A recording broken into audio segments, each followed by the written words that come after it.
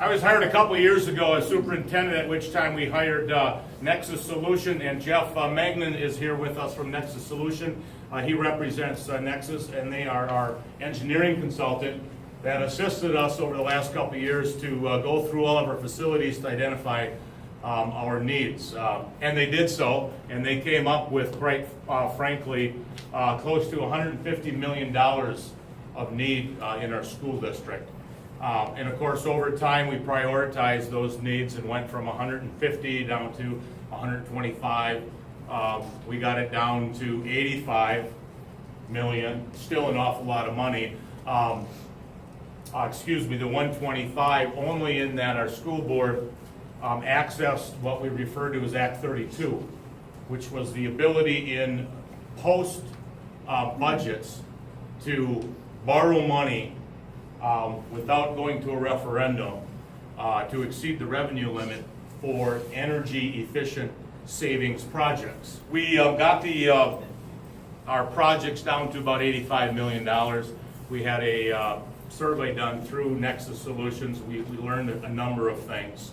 That first of all, there's a lot of support for our school districts in our community, to the point where we have a community that is willing to pay more for quality education as well as address our needs. We also learned that $85 million is still a little bit high. Other information that we learned through the survey, through prioritizing a number of items that we'll be addressing. First and foremost, the most important thing is safety and security. I think we can all agree with that. Technology was second. I think we all support that. I hope we support that. Dead last was adding gymnasium space at SPASH as it relates. Our first question is an operational question.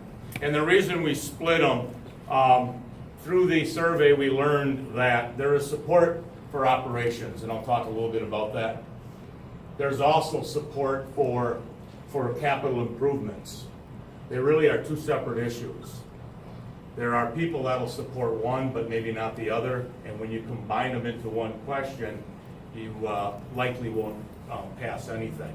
So we separated. The first question addresses our operational needs. We are asking to exceed our revenue limit by $3.5 million. $2 million of that reflects programs. Quite frankly, programs. We're staff heavy. That's what we do. We're teachers, so we hire staff in front of kids. So about 80% of our budget or so reflects salary and benefits. So $2 million will be to maintain our programs. $1 million will be to maintain technology, and $500,000 to maintain our deferred maintenance.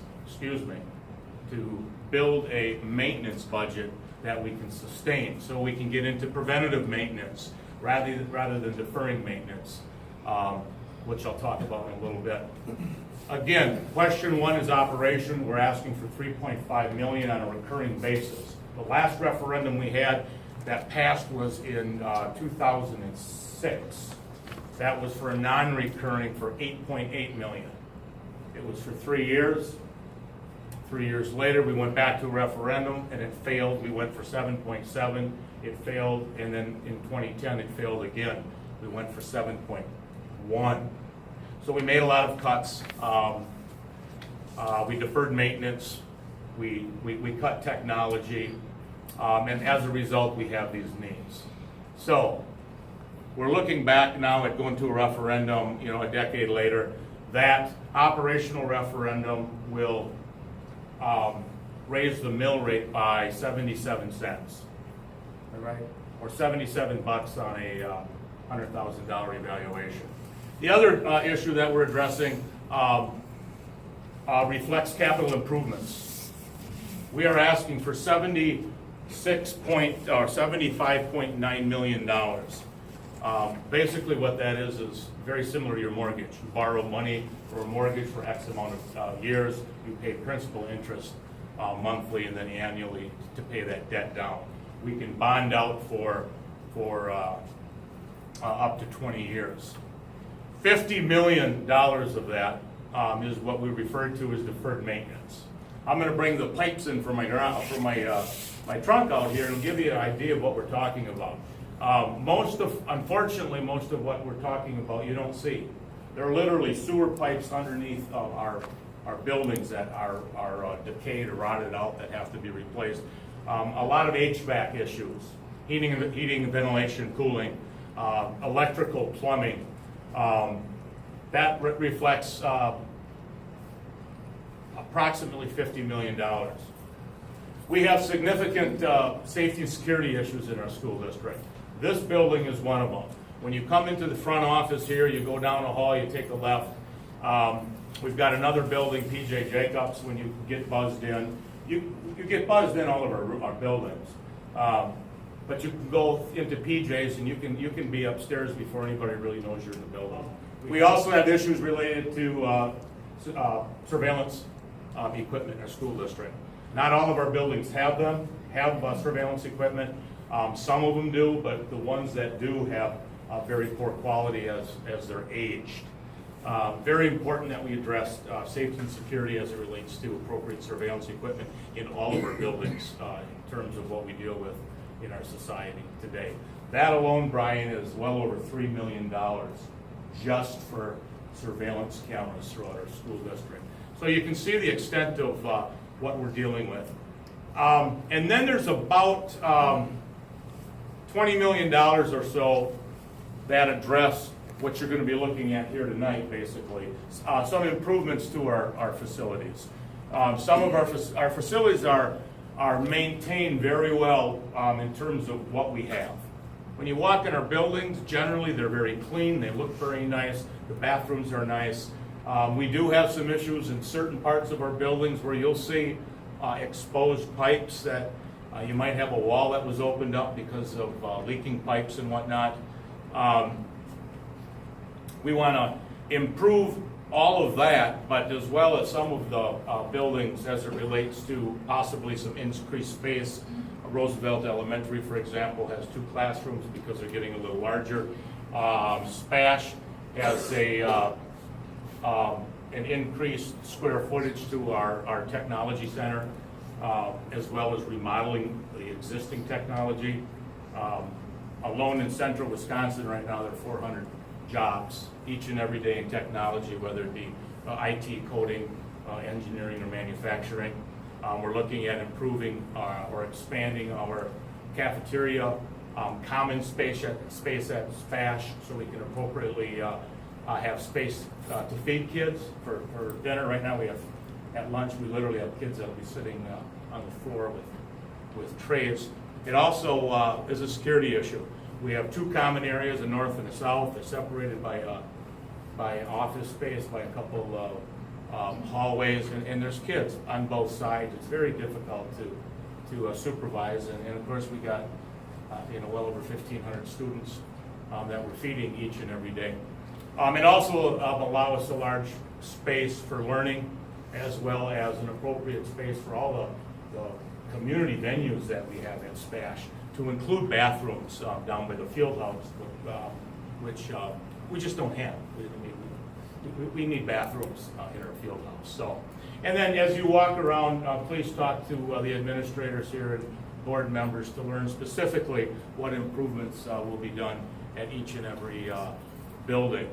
That is our second question.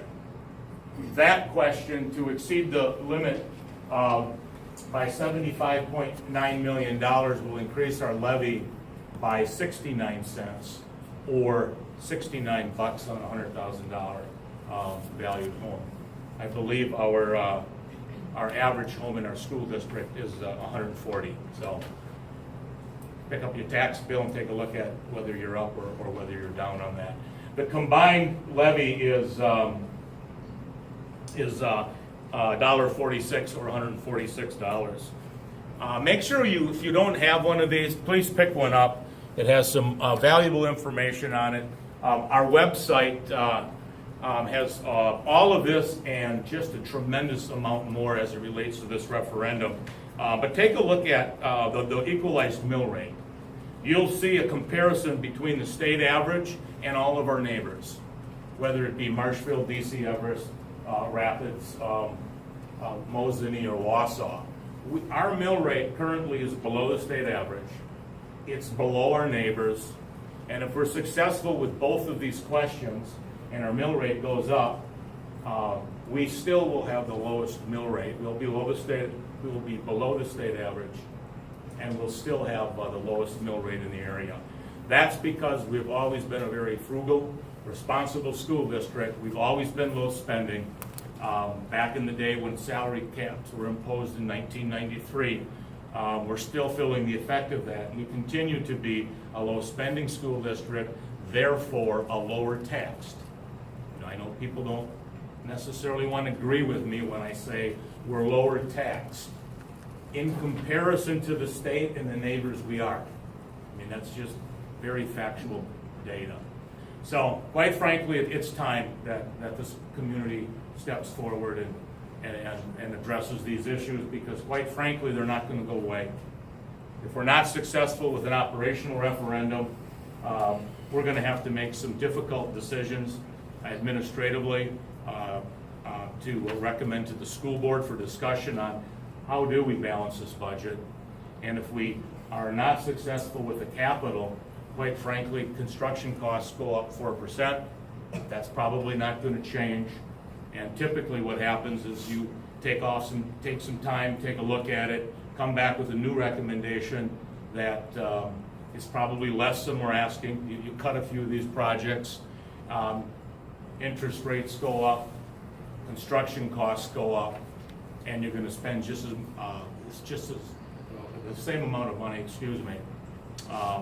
and you're going to get less. So we've got some tough decisions in the event that we don't pass this. I'm not focusing on that at this particular point in time. I'm focusing on getting this word out so the public, first of all, knows there's a referendum. And I know it's still early in the process right now, but I'm still running into a lot of people that, they don't even know there's a referendum. So we got to get that fact out, and then educate our voters, so when they go to the public, they can make a choice in terms of what they believe is the right thing to do. But having that information prior to is just vital.